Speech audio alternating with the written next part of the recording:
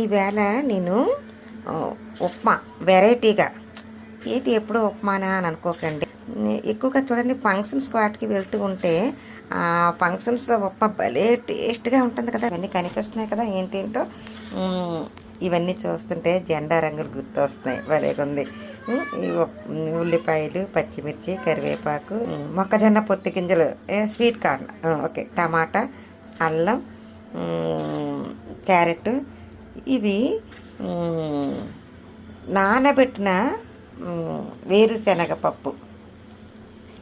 నానబెట్టినవి యాక్చువల్గా నానబెట్టినవి రాత్రి నానబెట్టి తెల్లవారు తింటే మంచిదంటారు పచ్చివి. నేను అలాగా పచ్చివి తినాలని పెట్టుకొని ఉప్మా చేస్తున్నాను కదా అని చెప్పేసి ఇందులో వేసేస్తాను. చూస్తాను ఎలా ఉంటుందో చూడాలి. సో ఇవన్నీ అలాగే పోపులు మీ అందరికీ తెలిసినవే. ఆవాలు, జీలకర్ర, మినప్పప్పు, ఎండుమిర్చి, అలాగే ఉప్మా రవ్వ వేయించలేదు నేను, ఓన్లీ పచ్చిదే తీసుకున్నాను. ఇదిగో ఈ కప్పుతో 2 కప్పులు తీసుకున్నాను. దీనికి నీళ్ళు కూడా నేను రెడీగా పెట్టుకున్నాను. అన్నీ రెడీగా పెట్టుకున్నాను. ఇప్పుడు ప్రాసెస్ మీకు చూపిస్తాను. ఇదిగో ఇది కడిగి పొయ్యి మీద పెట్టి స్టవ్ అంటించాను. ఇప్పుడు అందులో నీళ్ళంతా కూడా ఇంకిపోయింది, అది బాగా కాలింది. ఇప్పుడు నేను అందులో ఆయిల్ వేస్తాను. ఒకటి ఇది ఈ డొక్కతో ఒకటి, అలాగే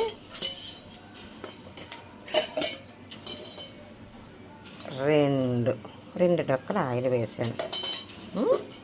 ఆయిల్ అదిగో అలా మరుగుతుంది చూసారా.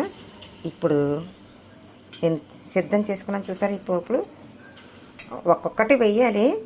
ఆవాలు, మినపప్పు, జీలకర్ర ఒకదాని తర్వాత ఒకటి వేయడమే. నాకు ఈ ఫోన్ పట్టుకొని ఒక్కొక్కటి ఇలా వేయడం అన్నీ కష్టం కాబట్టి అన్నీ కలిపి సిద్ధం చేసుకున్న కాబట్టి అన్నీ కలిపి వేసేస్తున్నాను.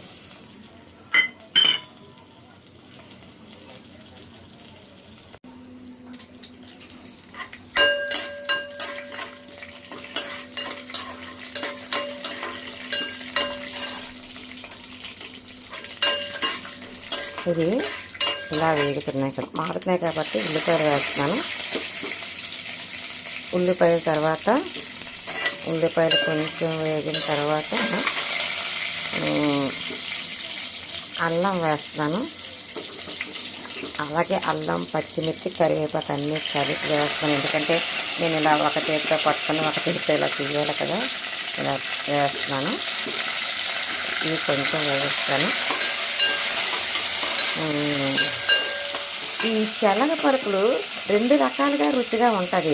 ఒకటి బాగా ఎండిపోయిన శనగ పలుకులు వేపుకొని తింటే భలే ఉంటుంది. అలాగే పచ్చి శనక్కాయలు అనేవి ఉడకబెట్టుకొని తింటే భలే ఉంటుంది. అంటే 2 రకాలుగా కూడా ఇది భలే టేస్ట్గా ఉంటుంది. ఇప్పుడు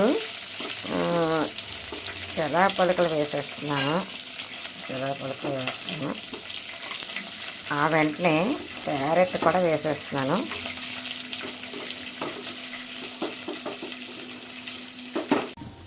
ఇదిగో ఇప్పుడు ఇవి ఇలా బాగా మగ్గిపోయాయి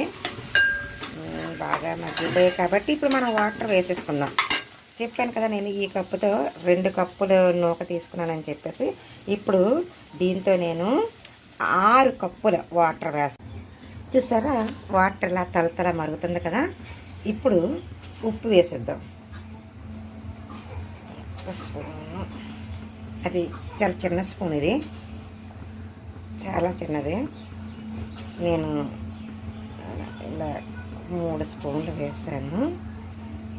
నేను కొంచెం ఉప్పు తక్కువగా తింటాను. మీరు ఒకవేళ తింటే మీరు సాల్ట్ టేస్ట్ చూసుకొని వేసుకున్నప్పుడు మనం సిద్ధంగా ఉంచుకున్న ఉప్పాన్ని ఒక వేస్తూ కలపాలి. ఇదిగో ఒక చేత్తో ఆ నూక పట్టుకొని ఇంకొక చేత్తో ఆ నూక వేస్తూ ఇంకొక చేత్తో ఇలా కలుపుతూ నెమ్మదిగా కలుపుతూ వేయాలి. ఇదిగో ఇలా ఉన్నప్పుడు ఇక స్టవ్ ఆపేయండి. స్టవ్ ఆపేసి దీనికి ఇంకా రుచికి ఇంకా మన సీక్రెట్ ఏంటంటే, మామూలుగా అయితే ఆయిల్ ఎక్కువ తినకూడదు, కానీ ఉప్మాకు కొంచెం ఆయిల్ ఉంటేనే, ఈ పచ్చి ఆయిలే సీక్రెట్. ఇదే చాలా టేస్ట్గా ఉంటుంది.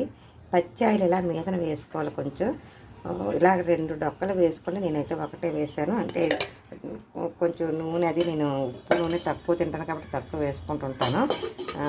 ఇక దీనిపైన ఇలా కొంచెం కొత్తిమీర చల్లేయండి. ఉంటుంది. సో టేస్టీ ఉప్మా రెడీ అయిపోయింది. ఇప్పుడు కొద్దిసేపు మూత పెట్టుంచి ఒక 5 నిమిషాల తర్వాత తినేస్తే టేస్టీ ఉప్మా రెడీ. ఇంకోటి, ఒకవేళ మీకు ఇష్టమైతే మీద నిమ్మకాయ పిండుకోండి. నిమ్మకాయ పిండుకుంటే ఆ టేస్ట్ ఇంకా కూడా చాలా బాగుంటుంది.